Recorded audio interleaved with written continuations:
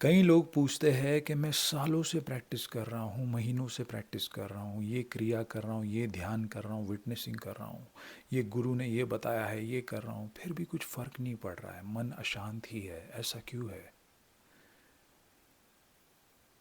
मैं हिमाचल में रहता हूँ, एक गांव में, आउटस्कर्ट्स में रहता हूँ। यहाँ पे ज़्यादा लोग नहीं है, ज़्यादा घर नहीं है। तो रात के टाइम पे अगर आप आंगन से बाहर जाओगे और ऊपर देखोगे और स्काई अगर क्लियर है, तो आपको पूरा स्काई जो है तारों से भरा हुआ दिखेगा, मिल्की वे भी नज़र आएगी। और साल के अलग अलग टाइम पे आपको मिल्की वे का डायरेक्शन भी जो है अलग अलग नज़र आएगा। काफ़ी सुंदर लगता है। बहुत बार ऐसे एस्ट्रॉइड्स गिरते हैं जो टूटते तारे बोलते हैं, वो भी दिखते हैं। आप बैठ के फिल्म देख सकते हो पूरी ऊपर।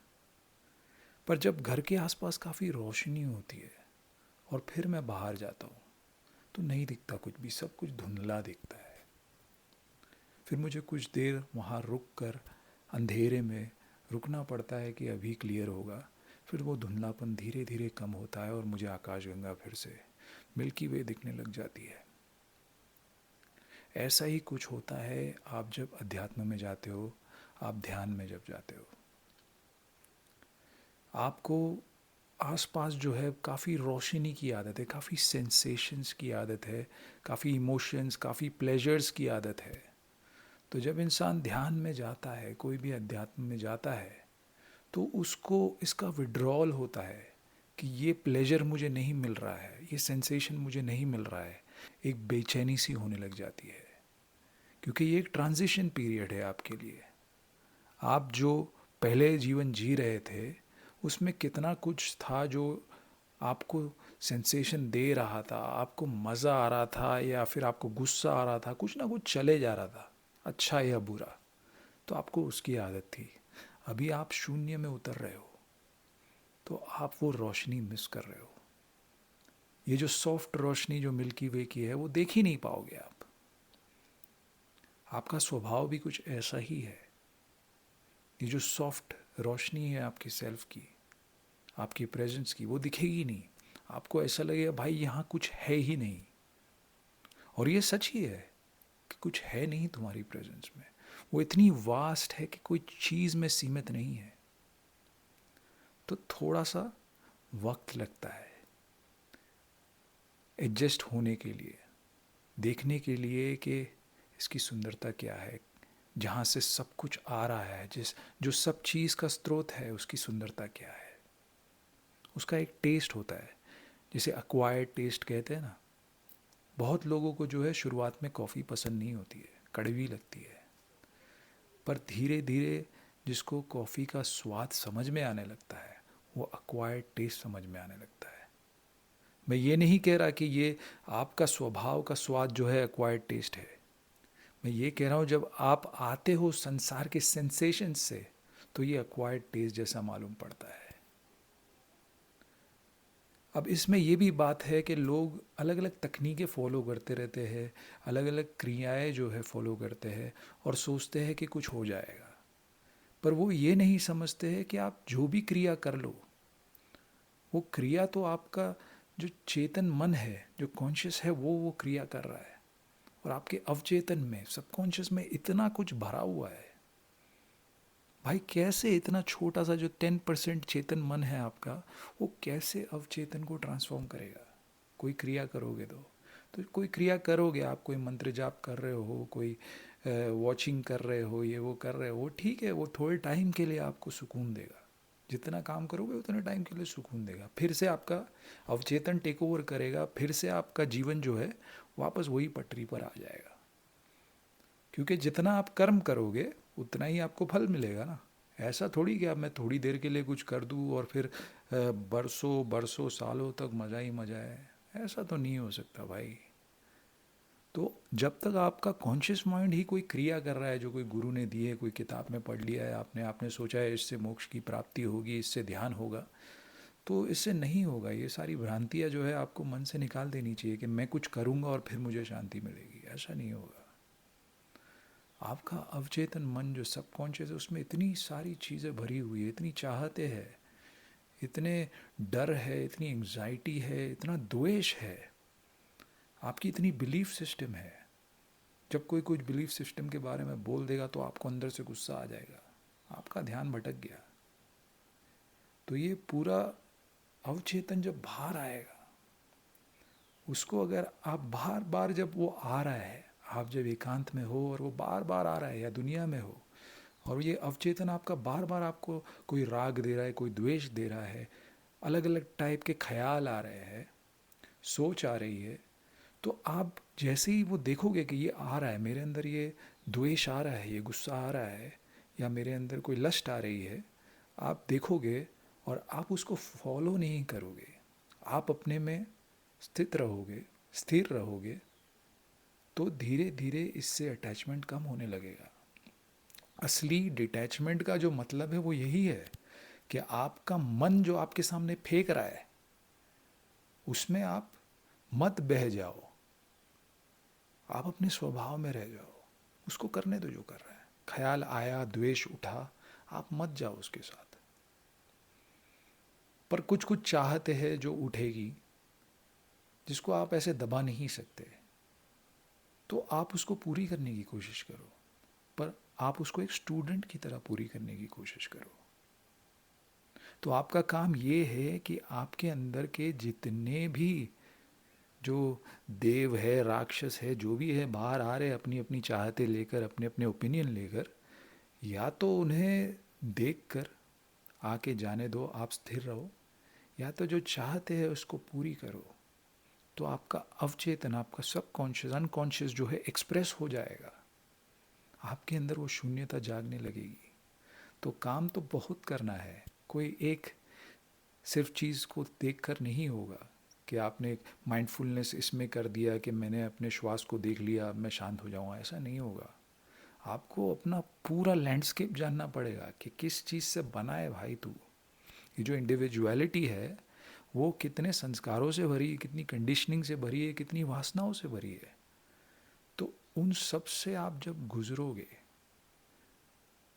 तब आपके अंदर वो शून्य जो है जागने लगेगा, क्योंकि अब आप ये जो हो रहा है उसमें पार्टिसिपेट नहीं कर रहे हैं, वो आ रहा है और वो जा रहा है, आप अपने नेचर में हो।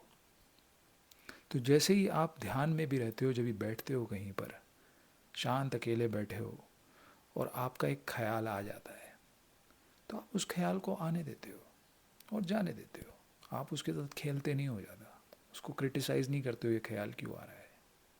जैसे ये मक्खी आई, अभी उड़ के चली गई, अभी मैं उसको थोड़ी मारने बैठूँगा, वो आके अपना काम करके चली जा रही है। तो आप अपने स्वभाव में जो है प्रेजेंस में स्थित होने लग जाओगे। शायद आपके साथ वो हो भी रहा हो, पर शुरुआत में आपको वो मिल्की वे नहीं दिखेगी, आपको वो सितारे नहीं दिखेंगे, क्योंकि आपकी आंखें यूज टू नहीं है। आपका जो मन है वो जो आनंद को ट्रांसलेट ही प्लेजर से करता है, उसको मज़ा आना चाहिए कोई भौतिक चीज़ से, तब उसको लगता है कि मैं आनंद में हूँ। पर जैसे जैसे आप उतरने लगोगे अपनी प्रेजेंस में, जैसे जैसे आप स्थिर होने लगोगे, जैसे जैसे आपका आपकी चेतना जो है वो स्थिर हो जाएगी, वो डूब जाएगी अपने आप में, तब आप अपने सेल्फ में चले जाओगे। और कुछ जब नहीं उठता है तब पीस होता है, तब ख्यालों की लहरें आती जाती रहती है, पर फ्रीक्वेंसी कम हो जाती है। उस स्थिरता में जो है आपको धीरे धीरे आनंद उठने लगेगा। और जब उस शून्य की खूबसूरती पता चलेगी कि यही हर चीज़ का स्रोत है, आपके एक्शंस में भी क्रिएटिविटी आने लगेगी। और धीरे धीरे आपको पता चलने लगेगा कि अच्छा, ये पीस जो है, ये जो मेरी शांति है, वो ही आनंद बन रही है। अब मुझे अपने आप में आनंद आने लग गया। अब आपको ऐसा लग रहा है आप आज़ाद हो, आपको कोई ज़रूरत नहीं कोई सेंसेशन की जॉय फील करने के लिए, क्योंकि आप अपने में ही आनंदित हो। तो थोड़ा सा गैप लगेगा, पर उस गैप में हमें क्या करना है, जब ख्याल उठते हैं तब फिर से अपने प्रेजेंस में स्थिर हो जाना है। आया ख्याल, फिर से स्थिर हो गए। जैसे कोई खेती कर रहा है किसान, उसने बीज बो लिए, अब थोड़ी रोज़ रोज़ जाके वो चेक करेगा कि वो बीज यार फूटा कि नहीं, अब इसमें से जब आएगा कि नहीं, धान कब आएगा उसमें से, रोज़ रोज़ चेक करेगा, कुछ नहीं होगा। पर जब आएगा तो पूरी ज़मीन भर जाएगी, उसके पास जगह नहीं रहेगी भरने के लिए कि कहाँ भरूँ ये। कोई माली भी जब है, जब बोता है, तब रुकता है थोड़े टाइम के लिए, और जब समय आता है तब उसके पास चलने की भी जगह नहीं होती। आपने गार्डनिंग अगर की है कि नहीं, जब आप गार्डनिंग करते हो तो शुरुआत में कुछ दिखता ही नहीं है, पर जब फूल आते हैं, जब फल आते हैं, तब चलने की जगह नहीं बचती है। ऐसा सीन हो जाता है। और इसको ऐसा मत समझ लेना कि आपको ऐसा आ जाएगा कि आपको बहुत किक मिल रही है। आपको किक नहीं मिलेगी, आपको एक नशा होगा जो आपके ही अंदर से जन्म लेता है। आपका स्वभाव जो है, जिसको सच्चित आनंद बोलते हैं, तो उसको आप क्रिएट नहीं कर सकते। जब सारा कुछ रुक जाता है तब प्याला छलकने लगता है। जब सारी जो जो दौड़ है वो ख़त्म होती है, तब प्याला छलकने लग जाता है। अब इसमें एक चैलेंज है, सबसे जो मुश्किल चैलेंज है वो क्या है? मुश्किल चैलेंज ये नहीं है कि आपको कहीं शांत बैठना है, वो तो आप कर लोगे, शरीर को बिठा दोगे आप। मुश्किल चैलेंज ये भी नहीं है कि आपको मन को शांत करना है, आप तकनीकी करके मन को भी शांत कर लोगे। चैलेंज ये है कि आपको बहुत ही अकेला महसूस होगा। जैसे ही आप सारी गेम्स में पार्टिसिपेट करना से कम कर दोगे अपने मन की, धीरे धीरे तार टूटने लगेंगे संसार से। क्योंकि जैसे जैसे आपका मन शांत होने लगता है, संसार भी कम से कम दिखने लगता है। मन और संसार जो है वो एक ही चीज़ है। जितना मन है, जितना अहंकार है, उतना ही संसार है। जैसे जैसे अहंकार कम होने लगता है, संसार भी कम दिखने लगता है। अकेलापन महसूस होने लगेगा, ऐसा लगेगा कि ये क्या शून्यता छा रही है। पहले डर लगेगा आपको, वही चीज़ जो आपको आनंदित करने वाली है उसी से डर लगेगा आपको, क्योंकि बड़ी अनजान है, सुनी सुनी मालूम पड़ती है, पर बड़ी अनजान है, ये तो सारा कुछ ख़त्म हो रहा है। तो ये सबसे बड़ा चैलेंज है, जब आपकी सारी बिलीव्स को भी शांत करना पड़ेगा ना। जो आप भी बिलीव करते हो कि मरने के बाद ये होगा, ऐसा होगा, कोई भी रिलीजन से, कोई भी धर्म से आप आते हो, आपकी जो भी बिलीफ हो, जब मन शांत होता है तो बिलीफ भी गायब हो जाती है ना। कोई भी बिलीफ को बार बार दोहराना पड़ता है, तब जाके मन को शांति मिलती है। मन वो बच्चा है जिसको बार बार बताना पड़ता है कि भाई टेंशन मत ले, मरने के बाद तो ये होगा, तुझे तो मोक्ष प्राप्ति होगी, या तुझे स्वर्ग में यहाँ जगह मिलेगी, तेरी जगह ये है। ये जो पेप टॉक बंद हो जाएगा आपका, तो आपको बहुत डर लगेगा, अकेलापन महसूस होगा। यही मेन चैलेंज है। पर अगर आप उसमें भी स्थिर रहे, ये आखिरी पड़ाव है जब आपको एकदम अकेलापन महसूस होने लगता है। अगर आप उसमें भी ज़्यादा हिले डुले नहीं, आपको नहीं करना है कुछ, आपको कोई तलवार नहीं निकालनी है, आपको कुछ ऐलान नहीं करना है, आपको नहीं कहना है मैं शूरवीर हूँ, पर अगर आप उसमें भी उसके साथ रिस्पॉन्ड नहीं किए, उसको रैशनलाइज नहीं किया, उसको समझाने की कोशिश नहीं की कि भाई सब ठीक हो जाएगा ये वो, तो फिर एक दिन वो भी चला जाएगा अकेलापन।